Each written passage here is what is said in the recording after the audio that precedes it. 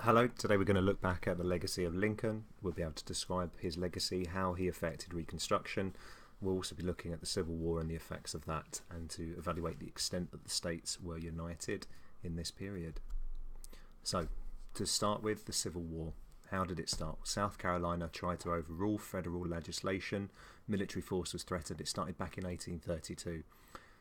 It really comes to a head though when President Lincoln wins in 1860 and he pledges to keep slavery out of the new territories that are campaigning to join the Union.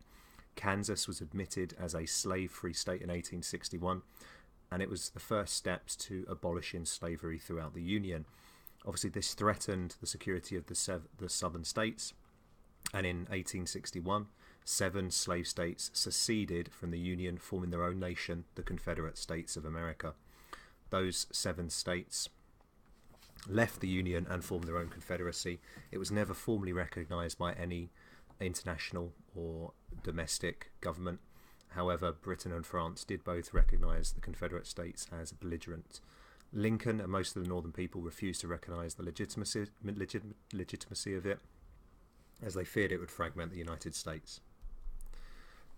So, in red is the Confederate States, in light blue are what's known as the border states, and in dark blue is the Union. So it starts in South Carolina, Mississippi closely joined, Florida, Alabama, Georgia, Louisiana, Texas, Virginia, Arkansas, North Carolina, Tennessee.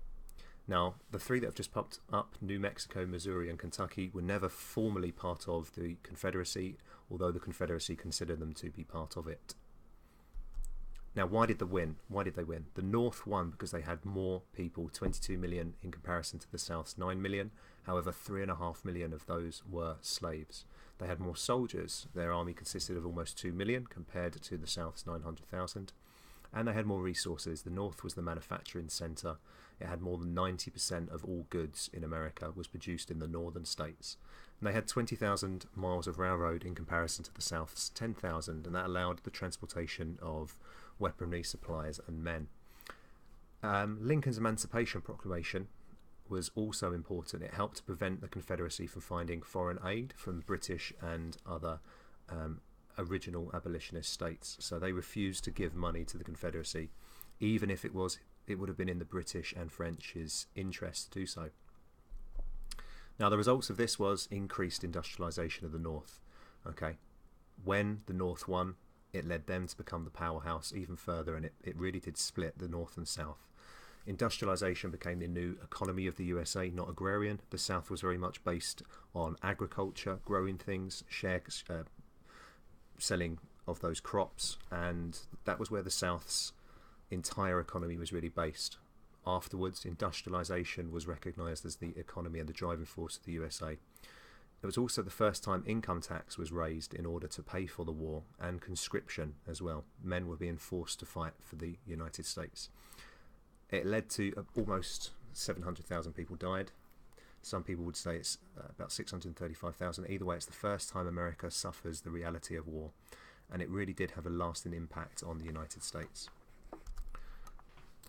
Typical of the time was the burning of Atlanta. You can see the destruction, and the sacking of Charleston, the destruction that was out there. So these are 2 southern towns that typify the destruction of the Civil War, and really it's going to be a problem that needs to be overcome by Lincoln as president. He's been the president throughout the war. He's led the Union to a victory.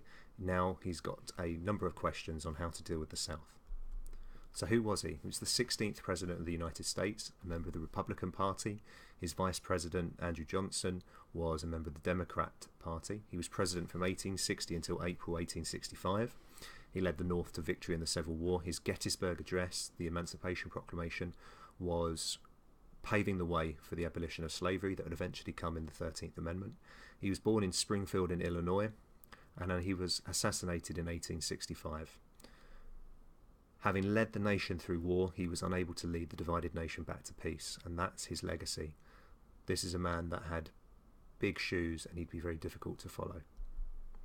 It left the country with a number of different questions. How can the southern states be reintegrated into the Union? these 7 original states that expanded to 11 and a territory, how do you reintroduce the 11 states that later became 12 back into the Union peacefully after they had suffered so much destruction at the hands of the North? What should happen to the leaders of the Confederate States? Now, a number of senators and members of the House of Representatives were pro-Confederacy in the southern states. How do you reintegrate those back in? Do you allow them to continue in their positions? What do you do with the former leaders? What do you do with the soldiers of the United States Confederate Army? And how should the balance of power between the states and the federal government be defined? It was that question that caused the secession in the first place, that the southern states believed the federal government were having too much impact on their own control. How do you, in the future years, define that balance of power?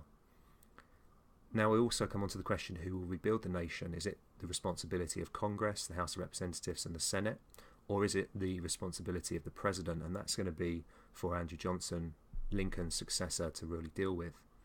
And lastly, the big overarching question in this period, how equal should African Americans be?